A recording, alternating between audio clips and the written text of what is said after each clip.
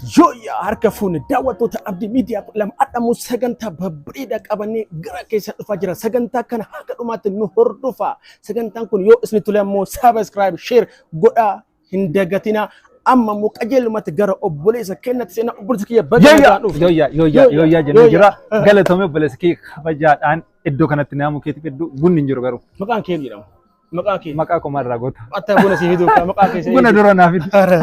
Eshi yoya jennee jirra erga maqaa koo baruu barbaadde maqaan koo Mootii Gammachuu Bariisoo jedhama.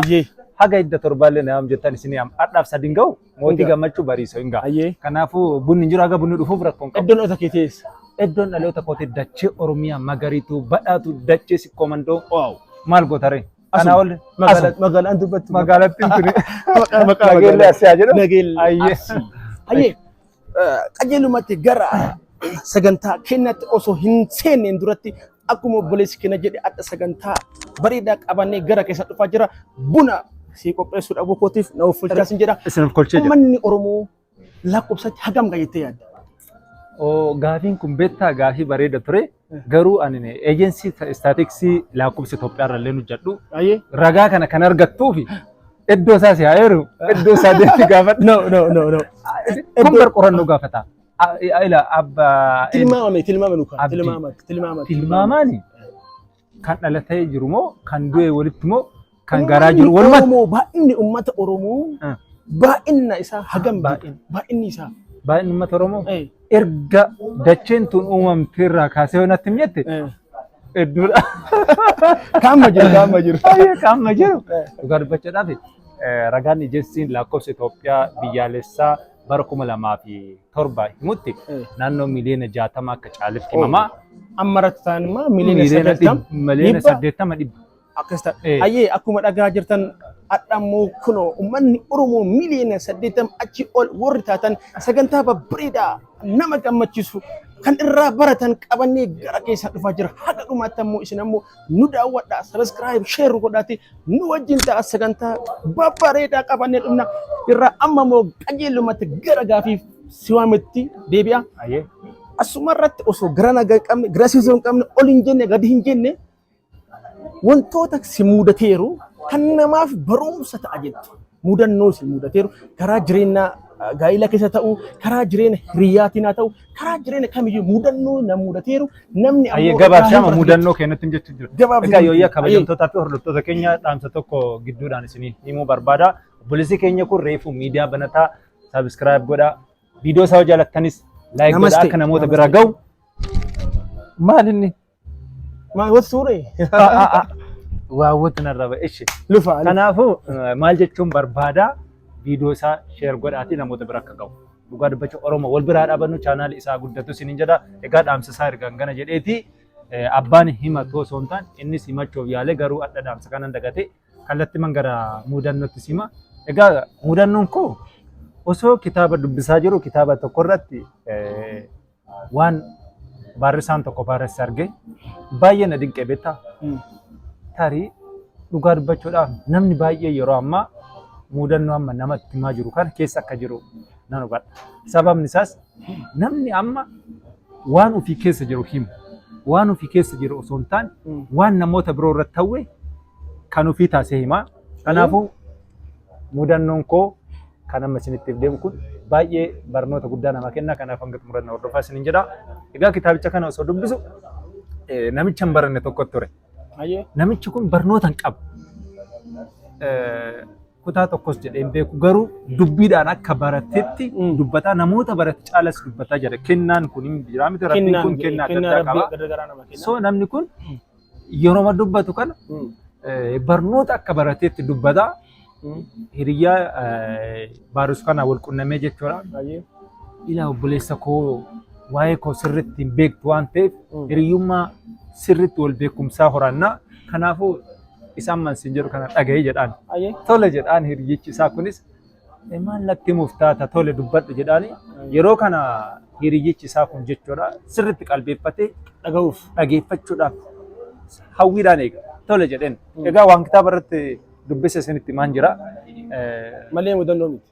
Yaa mudannoo wanni ati dubbistee si mudatu tokko sadarkaa sanitti waan raawwattee beekumsa irraa irratti siif mudannoo ta'uu danda'a. Mudannoon kan ijaan argan qofa osoo hin taane kan dubbisanis mudannoo akka taphachuu qabu. Wanni sirra ga'e qofas miti. Kanaafuu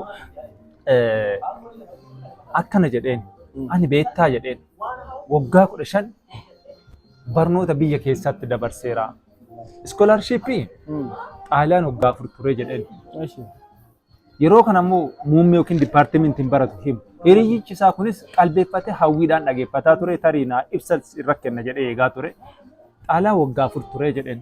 Tole obboleessa koo Xaaliyaan barnootaaf turte.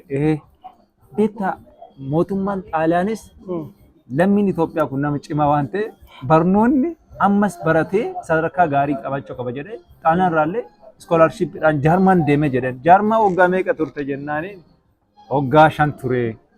Waggaa 9. Xaaliyaan waggaa 4, Jaarmaan waggaa 5, waggaa 9. Waggaa 9. Biyya keessatti immoo waggaa 15 baratee jira. Amma okay.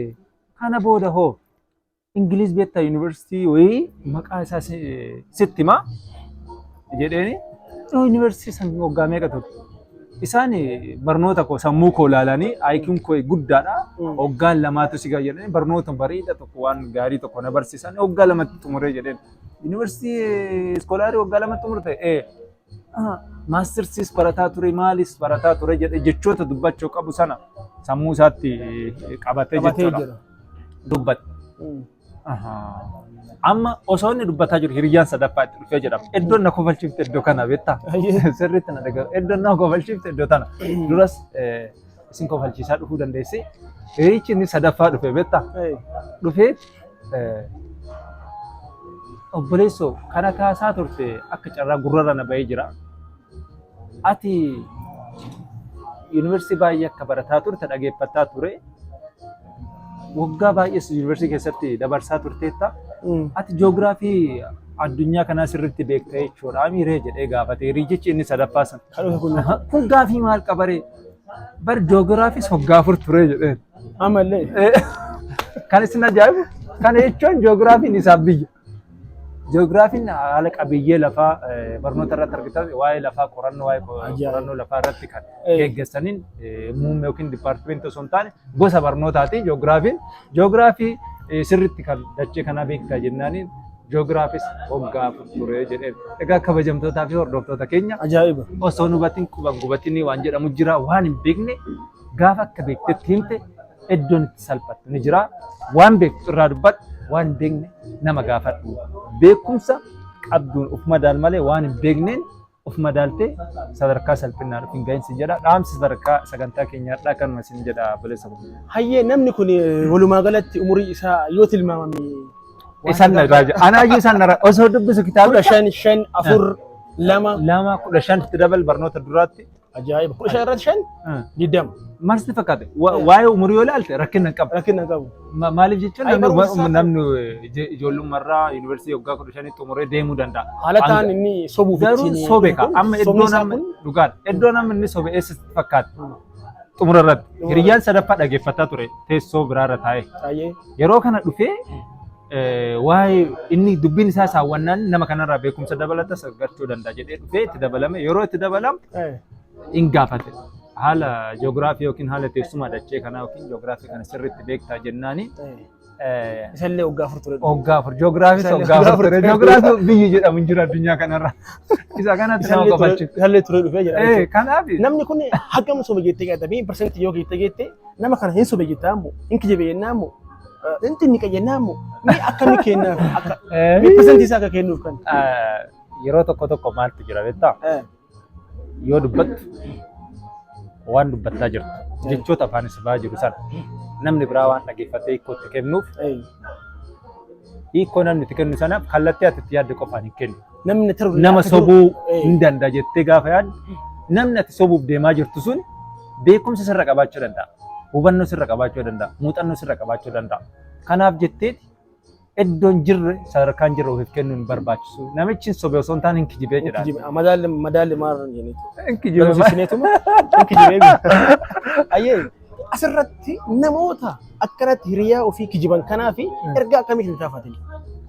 Ayyee yooyyaa ani dhugaa dubbachuudhaaf nama waan akkanaafis ergaa dabarsuu miti anis waan dubbise isinitti himaan jira. anakka dubbisi dubbisi waa'ee koo wantoota biyya no wantoota amma kunniin wanta nu keessa illee jiru wantoota amma namoota waliin oolte ta'ee wanta dhagaa jiru wanta argaa jiru waan ta'eef namoota yookiin soban yookiin namoota kijiban kanaaf akka isaan hin sobne yookiin akka isaan hin kijibneef ergaan ay dabarsa jettee ergaa an dabarsu keessattuu namoonni umurii kamurra jiraatan jechuudha. Umurii kamurra warri jiraatan yeroo dubbattan dhugaa dubbachuudhaaf yeroo dubbattan naannoo mana bunaattis waan baay'ee dhageenya beektaa teessee nama tokko inumayyuu waan hin jirre kana jiraa godhee du'a lafaa kaasee dubbatu hedduu jira. Somni salphina. Kanaafuu kijibarraa of haa qusannuu isin jedha. Garuu aadaa Oromoo keessa maaltu jira beektaa? Jaarsi naannoo sikkoo mandoo arsii kenna kanatti hin beektaa? Jaarsi sobee araarsa. Sobee malee kijibee araarsa. Sobanii araarsuun immoo faayidaa qaba. Sobdee gaafa araarsitu faayidaa namoota lamaa san eegsisuuf jettee waan baay'ee hojjeta. Kanaafuu waan akkanarraa of haa qusannee jedha. Dargaggeeyyitu kana godha malee namoonni guddaan yeroo sobanillee irraa bareedan. Egalee dargaggeeyyiin immoo kamma ati beektu wanti ati keessa ati beektu olmeetti isaa kan oltee bultee beektu yoo kijiba guddaa akkanaa kan si kijiba ulfaata. Kanaafuu akkuma obboleessi keenya jedhaa jiru overii ka daangaaluuf kijiba daangaaluuf namni kijibne hin jiru garuu kijiba daangaaluuf kijibuun ammoo ulfaata waan ta'eef sagantaa warra kijibarraa of tiksu rabbi na taasisu. Hayyee sagantaa kenna kan addaa asuma irratti goolamna sagantaan kun yoo isinitti tole jedhee barumsa qaba yoo jettan share subscribe godhaa nu wajjin ta'a anas na guddisaa anis mucaa keessanii isinii ana biraan qabu Oromoo miliyoona guddata. 80 olii kun ammoo waliin wal taanee wal haa guddifnu bakka an dogongoreetammoo na deebisaa anis isin malee nama biraan qabu ofitti an hin beeku isin waliin taanee beennaa sagantaa kenna kanadhaa asumarratti humna haga dhumaatti wajjin ta'a ulfaadhaa.